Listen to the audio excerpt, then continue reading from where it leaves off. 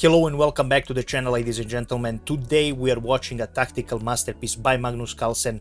This game was truly incredible, and Magnus Carlsen started the FIDE World Cup in 2023 in a style. Amazing game, spectacular sacrifice and spectacular finish by Magnus Carlsen. His opponent was Levan Pantsulaia, a really strong Georgian grandmaster, but unfortunately he couldn't stand a chance against Magnus' brilliancy, and this game is just one showcase of that. So without further ado, we will go straight into the game. Magnus opened the game with c4, and c5 was his opponent's reply. We have an English opening. Knight f3 was played for Magnus, and g6 was played for black. d4 was played for Magnus, striking in the center. His opponent refuses this trade and he plays bishop g7. d5 was played for Magnus, advancing his pawn, and right now d6 was played for his opponent. Our game continued with e4. Magnus now wants to create this chain of pawns, and his opponent now plays e6. After this move, Magnus decided to play h3, and his idea is to stop this bishop on this g4 square, because if this trade happens, then Benoni could happen, and Magnus didn't want to go in this sort of line where black will sacrifice his bishop for this white knight. So black now continues his development with knight e7, preparing to castle, and Magnus plays knight c3. Our game continued with h6 for black, stopping any kind of jumps from this knight. And now Magnus decided to trade d takes on e6, and after bishop takes on e6, Magnus plays bishop f4, immediately aiming at this weak pawn on d6. Now black, seeing that he cannot defend this bishop properly, he decided to develop his last underdeveloped piece, and he plays knight b to c6.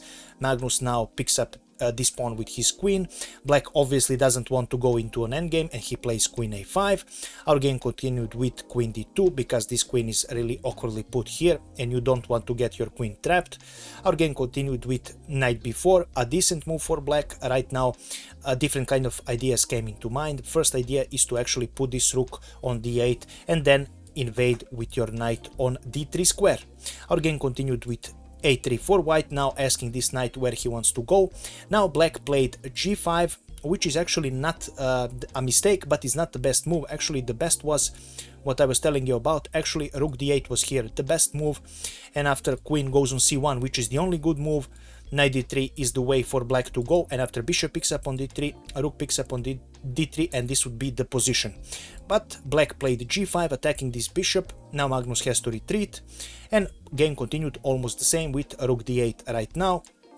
After queen c1, which is the only good move in the position, black now strikes with knight d3 check, and after bishop picking up on d3 and rook picking up on d3, Magnus now castles, leaving this pawn free for taking for black, which happened in the game. Bishop picking up on c4, and right now amazing move by Magnus Carlsen, knight d5. Nothing special, but he's sacrificing another pawn for the attack on the black king, which still hasn't castled.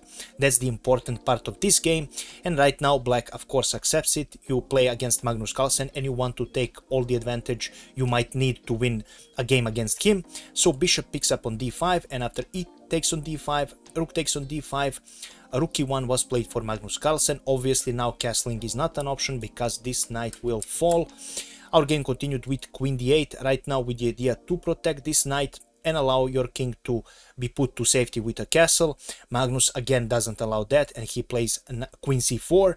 Right now with this move, castling is still not allowed. If you don't know, I will show you. If you castle, then Magnus has a tactical attack with rook picking up on e7, and after you pick up your rook, we will pick up your rook, and we are one exchange up. So after queen c4, black decided to play king f8, at least moving this king from this nasty pin of this rook. Our game continued with beautiful knight e5 for Magnus Carlsen. Black continued with knight c6. Again, looks like taking this knight might be a good option, but it actually is not. I will show you. So if you decide to pick up this knight, then Magnus has bishop picking up on e5, and after you move your rook to safety, we have a nasty pin with bishop f6, and you will have a real trouble defending this knight, and this is really hard to play as black. So knight c6 with the idea to exchange this knight. Magnus now continues with beautiful rook a to d1, putting pressure on this rook and also putting pressure on this square. Right now taking this rook is not a possibility because queen f7 is the checkmate. So after rook a to d1, black decided to play knight d4 and at least try and close this d file. Right now Magnus continues with king h1 because he doesn't want to allow any kind of trickery with knight jumping up on f3 and picking up this rook, and waiting for black's move. Our game continued with b5 for black. Right now black wants to attack this queen and also sacrifice this pawn, but at least he will be able to unpin some of his pieces. That's the idea behind this move.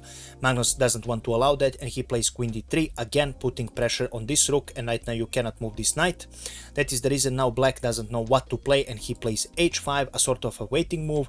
Magnus doesn't waste a minute, and he plays knight c6, right now again attacking this queen and pressuring this knight here.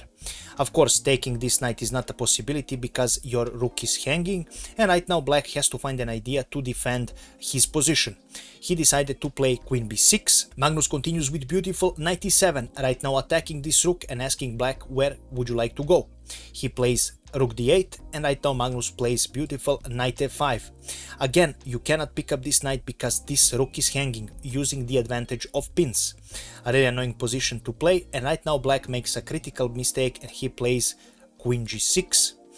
With this move he allows a tactical attack, which of course Magnus Carlsen saw, because right now this allows this amazing bishop move, bishop c7. With this move Magnus Carlsen puts black in a really difficult position. In the game rook d7 was played, and after this move Magnus played the last move of the game, which ended the game. If you don't play this, for example, after this attack on the rook, if you decide to play rook c8 and leave your rook on the 8th rank, then bishop d6 check, and after king g8, knight e7 is a family fork and you will lose your queen. So after rook d7 was played for black, Magnus Carlsen finished the game with beautiful rook e8 check, and right now black counted and he saw that checkmate is inevitable and he decided to resign. Firstly, I will now show you what would happen if you decide to pick up this rook. Then we continue with queen e4 check, and after king, for example, goes on f8, we continue with queen a8 check, and after you have to put your rook, the last defense of the black king, we finish with queen d8 checkmate. After this move, for example, after rook e8 and king picking up on e8 and queen e4 check, if you decide to block with your knight, then we continue again with queen a8 check, knight d8, queen picks up on d8 check, rook picks up on d8, and rook picks up on d8 is a checkmate. Incredible move and incredible finish. After queen e4 check, if you decide to block with your queen, again queen a8 is a check, and after rook d8, queen picks up on d8 is a checkmate, and that is the reason why Magnus's opponent decided to resign. And as you saw, truly a spectacular sacrifice and a spectacular tactical motive by Magnus Carlsen. And this was all I prepared for you today. I really hope you enjoyed it. If you did, please make sure to leave a comment, like and share this video, and we will see each other in the next one. Thank you so much for watching. Have a nice day. Bye bye.